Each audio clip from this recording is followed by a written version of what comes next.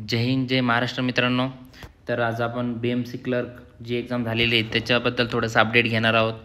तर मी मागचा व्हिडिओ काढला होता आणि त्याचे तात्पर्य असे होते की मी स्वतः BMC हेडक्वार्टर जे आहे मुंबईला तिथं जाऊन आलेलो होतो आणि त्यांनी मला जी माहिती दिली होती मी तुमच्यासोबत शेअर केली होती, जेणेकरून मुलांचा त्याच्यातून नक्कीच फायदा आणि जे वाट बघताय त्यांना एक अंदाज येईल की रिझल्ट आणि सेकंड रिस्पॉन्स कधी येणार आहेत.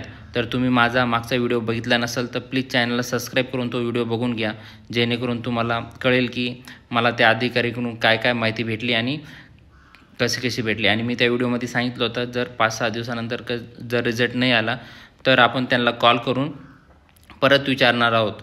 तर मी त्यांना कॉल केला असता, परत मला त्यांनी थोडीशी माहिती दिली. पण त्याच्या पहिले मला मित्रांचे क्वेश्चन आले होते, सर ज्यांनी ऑब्जेक्शनचा फायदा कोणाला होणार आहे. ज्यांनी ऑब्जेक्शन घेतलेले आहे मित्रांनो, जसे फर्स्ट शिफ्ट सेकंड शिफ्ट, तर आपल्याला माहिती आहे 8 ते 10 दिवस एक्झाम चाललेली होती आणि शिफ्ट वाईज एक्झाम झालेली आहे. आणि मला एका मित्राचा आणि मेसेज आला होता की सर क्वेश्चन ऑब्जेक्शन, तर माझ्या शिफ्टमध्ये सुद्धा माझं 2 ते 3 क्वेश्चन चुकीचे होते, पण मी ऑब्जेक्शन घेतलेलं नाही आहे. तर हे प्रश्नाचे मला मार्क मिळतील का नाही मिळणार. तर मित्रांनो त्यासाठीच मी थोडंसं सांगतो, तुम्ही माझ्या चॅनलवर नवीन असाल तर प्लीज चॅनलला सबस्क्राईब करून घ्या, जेणेकरून तुम्हाला नक्कीच फायदा होईल. येणारे जे अपडेट आहे मी तुम्हाला नक्कीच देण्याचा प्रयत्न करणार आहोत. तर चला त्या मित्राचं आपण थोडंसं समाधान करूया.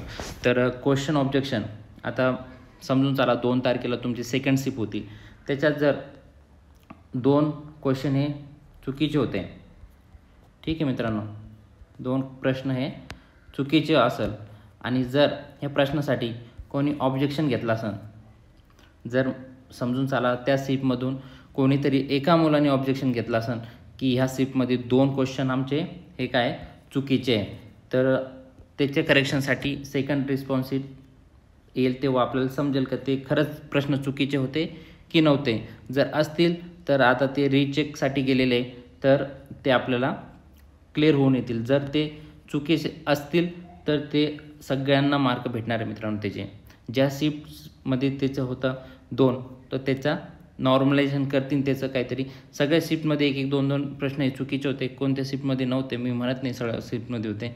तर फायदा ते एकट्याच मुलाला होणार नाही मित्रांनो, सगळ्यांना होईल. असं काही नाही की त्यांनी 100 रुपये फीस भरली आणि त्यालाच फायदा होईल, तर हे अन्याय आहे. तर हे फायदा सर्वांना व्हायला पाहिजे, कारण मी फीस भरली आणि समोरच्यांनी नाही भरली, पण तो पण त्या एक्झाममध्ये आणि त्या शिफ्टमध्ये होता, त्याच्यामुळं मला मार्क भेटतील, त्याला पण भेटणार आहे. फक्त ऑब्जेक्शनचं काम हे असतं की ह्या शिफ्टमध्ये हे क्वेश्चन जे आहे की रॉंग होते, ते आपण समजून देण्यासाठी. आणि त्यांनी फीस ठेवली होती 100 रुपये. कारण का ठेवली 100 रुपये बी, तर कोणी बी जास्त एक क्वेश्चन चुकीचं असलं तर सर हे 4 क्वेश्चन मला डाऊट आहे, हे 4 क्वेश्चन चुकीचे असतील, असं करून जास्त ऑब्जेक्शन टाकतील. त्याच्यासाठी त्यांनी ती फी ठेवलेली आहे, जेणेकरून खरंच क्वेश्चन चुकीचे असल्यावरच मुलांनी त्या क्वेश्चनसाठी फीस भरून ऑब्जेक्शन घेतलं पाहिजे. तर ते ऑब्जेक्शन जर खरंच ते प्रश्न चुकीचे असतील ते सेकंड रिस्पॉन्सिबलमध्ये क्लिअर होऊन येतील आणि त्या मुलासोबत सगळ्यांचा नक्कीच फायदा होणार आहे ज्या सीटमध्ये ते एक्झाम होते. तर चला नेक्स्ट पॉईंट बघू. थोडं स्क्रीन चुकीचे प्रश्न बघू शकता मित्रांनो आहे, त्या प्रश्नाचे मार्क कोणाला मिळणार. तर मी आत्ता सांगितले, जर चुकीचे प्रश्न असतील तर ते मार्क पूर्ण बॅचला भेटणार, पण त्या शिफ्टमधून कोणीतरी ऑब्जेक्शन घेतलं पाहिजे मित्रांनो, ऑब्जेक्शन घेतलं पाहिजे. कारण ते स्वतः जे TCS एक्झाम कंडक्ट करते ते स्वतः म्हणणार नाही की तुमच्या शिफ्टमध्ये तुमचं हे चुकीचं आहे, ते पूर्ण चेक नाही करणार. पण कोणीतरी त्या शिफ्टमधून ऑब्जेक्शन घेतलं असेल त्या क्वेश्चनवर, तर त्याचा नक्कीच फायदा सर्व मुलांना होईल शिफ्टच्या. ओके, इथं डाऊट तुमचा क्लिअर झाला असेल. आणि सेकंड रिस्पॉन्सिबद्दल बोलायचं सांगितलं तर कधी येणार अपडेट, कधी येणार. खूप मित्रांनी मी स्टार्टिंगला व्हिडिओ बनवला होता, त्याच्यानंतर खूप जणांनी व्हिडिओ बनवले आणि इथून माहिती घेतली तिथून माहिती घेतली सांगून व्हिडिओ टाकताय. तर मी आज परत सरांना कॉल केला होता आणि तुम्ही मागच्या व्हिडिओमध्ये बघितलंच असेल मी काय काय सांगितलं. तुम्ही प्लीज चॅनलला सबस्क्राईब करून तो व्हिडिओ नक्की बघा, जेणेकरून तुमचा नक्कीच फायदा होईल. आज कॉल करून मला असं कळालं की तुमची सेकंड रिस्पॉन्सिबिलिटी 10 ते 15 तारखेच्या आत 100% येण्याचे चान्सेस आहे मित्रांनो. तर ते म्हटले थोडंसं ते नंबर शेअर करू शकत नाही आहे. एका मित्राचा कमेंट आलं, सर आम्हाला पण नंबर द्या. तर नंबर सगळ्यांना देता येत नाही. तर त्यांचा मोबाईल नंबर लँडलाईन नंबर आहे, तो तुम्ही साईटला जाऊन थोडंसं बघा आणि कॉल करून विचारू शकता. पण त्यांनी म्हटले तुम्ही साईट चेक करत आहात, तर 10 ते 15 तारखेच्या आत तुमची सेकंड रिस्पॉन्स शीट येण्याचे 99% चान्सेस आहे मित्रांनो.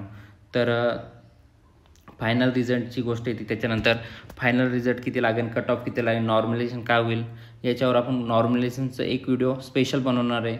नॉर्मलायझेशन काय असतं आणि ते कसं करायचं असतं आणि कसं होतं. तर तुम्ही त्यासाठी चॅनल आपल्या प्लीज सबस्क्राईब करून घ्या.